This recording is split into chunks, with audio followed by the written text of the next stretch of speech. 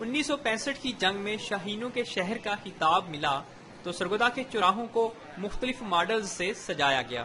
یوں جنگی جہاز، میزائل، توپ اور دیگر جنگی آلات کے ماڈلز شہر کے کوچوں کی پہچان بن گئے، لیکن جناح ہال کے سامنے ایک بم کا اصل ڈھانچہ بھی نصب کیا گیا۔ اس کا نام ٹال بوائے ہے، وزن اس کا شاید 4000 پاؤنڈ ہے۔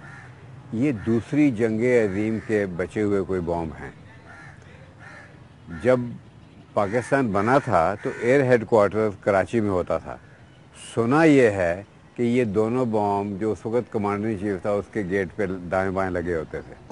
سڑک کنارے پڑا یہ ادھورا بم کسی ٹال بوائے کا بچ جانے والا حصہ ہے، جسے 6 ماہ سے انتظامیہ نے سڑک کنارے گلنے سڑنے کے لیے پھینک دیا ہے، لیکن شہری اس سے ہرگز خوش نہیں۔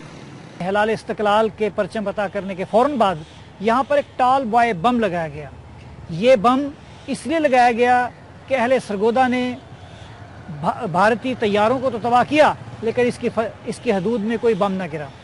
برطانوی ساخت کے 30 فٹ لمبے بم کا 15 فٹ لمبا حصہ کوئی لے اڑا ہے، جبکہ اس کا ڈھانچہ کوڑا کرکٹ پھینکنے کے لیے استعمال کیا جا رہا ہے، اور اشتہارات نے اس کی پہچان ہی بدل کے رکھ دی ہے۔